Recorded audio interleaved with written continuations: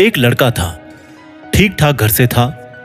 पता नहीं उसके मन में ऐसी क्या जची कि उसने ठान लिया कि उसको यूपीएससी क्लियर करना है, उसको आईएएस ऑफिसर बनना है। उस लड़के ने जोश में आके बहुत सारी बुक्स खरीद ली। उसने यूट्यूब पर बहुत सारे स्टडी चैनल्स को सब्सक्राइब कर लिया। उसने बहुत सारे ऑनलाइन कोर्सेज का सब्सक्रिप्शन ले लिया। वो नए शहर में सेटल हो गया। उसने अपने पेरेंट्स को, रिश्तेदारों को, दोस्तों को, सबको बता दिया कि कोई भी उसको डिस्टर्ब नहीं करेगा, because he was going to become an IAS officer. He started his study. उसने अपनी पढ़ाई शुरू की। उसके एग्जाम को 10 महीने बचे थे। उसने शुरुआती 1 महीने में बहुत जबरदस्त पढ़ाई करी। He used to sleep only 4 hours, 5 hours a day. But the problem was, he could not sustain. उसकी मेहनत केवल 1 महीने चली। His motivation expired. वो तंग आ चुका था पढ़ाई से। वो पढ़ाई से इतना चिढ़ने लगा कि वो वापस धीरे धीरे अपने उसी पुराने बोरिंग शेड्यूल में आ गया। And he could not clear the exam. ऐसा हमारे देश में बहुत सारे स्टूडेंट्स के साथ में होता है। देखो, जिंदगी में सक्सेस पाने के लिए मोटिवेशन केवल 1% काम आता है। Rest 99% is nothing but self discipline. From day 1 to day 1000, day 2000 you must have to follow the schedule. जब एक बॉक्सर ओलंपिक्स में गोल्ड मेडल लेकर के आता ना, तो उसके लिए उसका सेल्फ डिसिप्लिन सबसे ज्यादा रिस्पॉन्सिबल होता है उसको वहां तक पहुंचाने के लिए। लोगों को केवल इतना पता लगता है कि कोई है इंडिया से जो बॉक्सिंग में गोल्ड मेडल लेके आया है, बट नोबडी नोज कि उस कुछ ग्राम के गोल्ड मेडल के लिए that boxer sacrificed his all pleasures, his all comfort Jones. उस बॉक्सर ने पहले दिन से लेकर के 10वीं साल तक वही शेड्यूल फॉलो किया है जिसको कुछ लोग बोरिंग कहते हैं। उसने जंक फूड को छोड़ करके 10 साल तक कार्ब, फैट एंड प्रोटीन इनके बैलेंस पे फोकस किया है। उसने हर मौसम, हर साल डेली बहुत घंटे प्रैक्टिस करी है, बहुत पसीना बहाया है। ये लोगों को लगता है कि उसने गोल्ड मेडल के लिए गेम खेला है। No no my dear, no.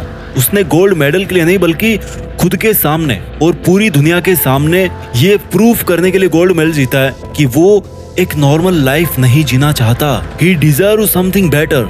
अनुशासन आपकी वो क्षमता है जिससे आप वो काम उस टाइम पर कर पाते हैं जब आपको उस काम को करना चाहिए। Very simple.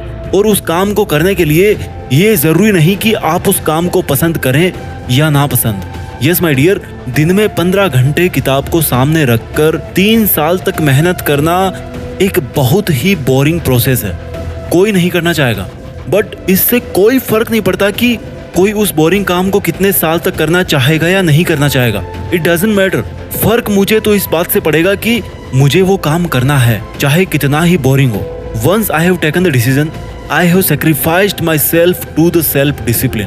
पहले आप डिसीजन बनाते हो और फिर डिसीजन आपको बनाता है। पहले आप सेल्फ डिसिप्लिन के रूल सेट करते हो और फिर सेल्फ डिसिप्लिन आपकी लाइफ सेट करता है। ऐसा लाइफ में बहुत बार होता है जब आप अपने किसी फ्रेंड से काफी सालों के बाद में मिलते हो और वो आपसे बहुत ही बेटर पोजीशन में होता है। उस टाइम पर हो सकता है आपको उस टाइम पर उससे थोड़ी सी जलन हो, but the fact is that he followed his rules always. लोग बदले होंगे उसकी जिंदगी में, but he did not change himself. उसने अपने सेल्फ डिसिप्लिन को अपनाए रखा।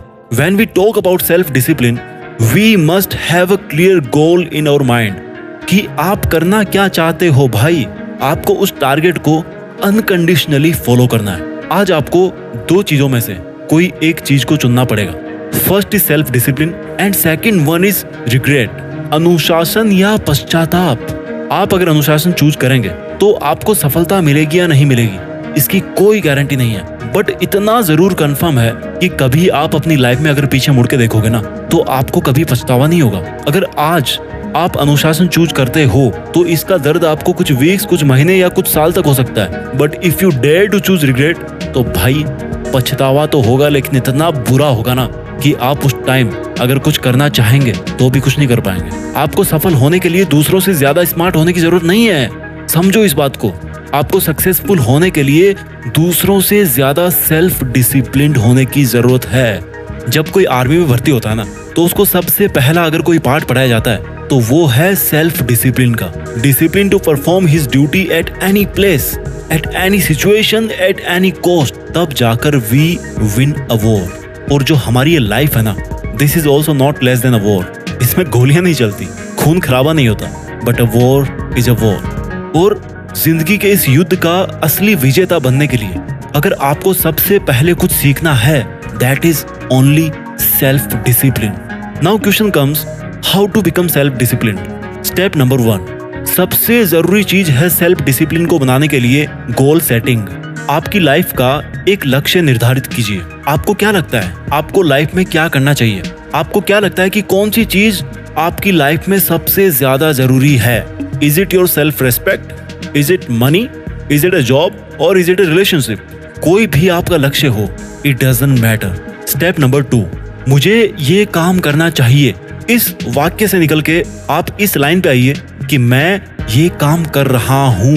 द मोमेंट यू रियलाइज कि आपको ये काम करना चाहिए, you must not wait for anything. आपको अपने उस आइडिया पर काम करना शुरू कर देना है at that very very very first moment. जो रेस में सबसे पहले स्टार्ट करता है ना, उसके चांसेस भी ज्यादा होते हैं सबसे आगे रहने के, सब्जेक्टेड टू हिज परसिस्टेंस।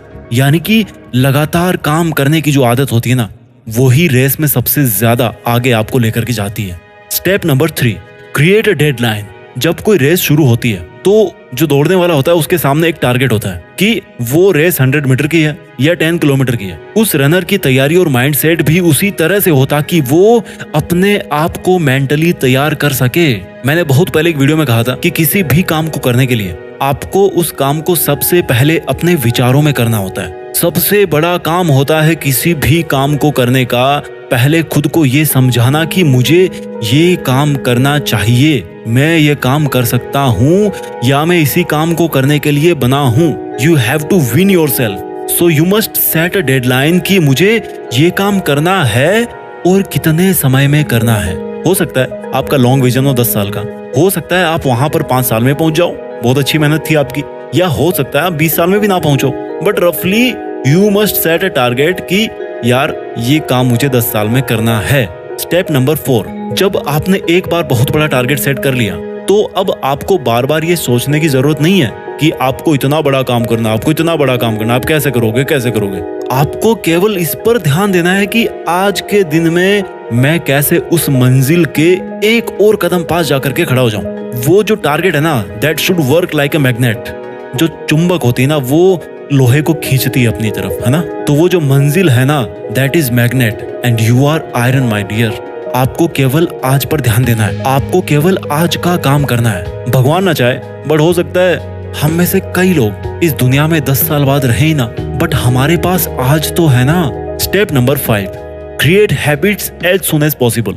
आपको कुछ आदतें छोड़नी पड़ेगी, कुछ बदलनी पड़ेगी और कुछ नई आदतें अपनानी पड़ेगी। आप एक पेपर लीजिए, जानता हूँ बहुत बोरिंग काम, आजकल कोई नहीं लिखता पेपर पे, ठीक है मोबाइल में लिख लो। वहां पे आप नोट करो कि आपके अंदर आज की डेट में क्या क्या अच्छी आदतें हैं जिनको आपको और बेटर बनाना है, कौन सी बुरी आदतें हैं जो आपको कंप्लीटली छोड़ देनी है, और ऐसी कौन सी आदतें हैं जो आपके फील्ड में बड़े लोगों के पास थी लेकिन आपके अंदर में नहीं है। बिकॉज आपको अगर उस लेवल तक जाना है तो आपको अपनी आदतों में भी बदलाव लाना पड़ेगा। टिप्स नंबर 6, सबसे important, be responsible, be honest.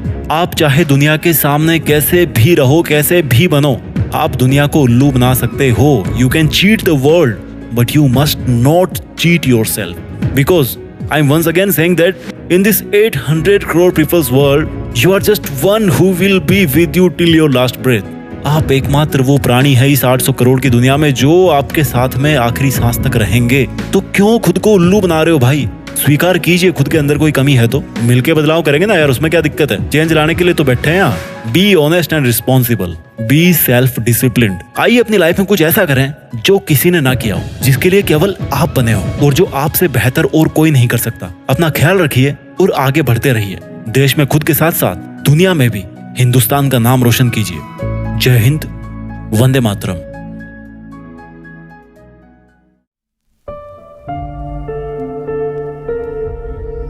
Jeet fix.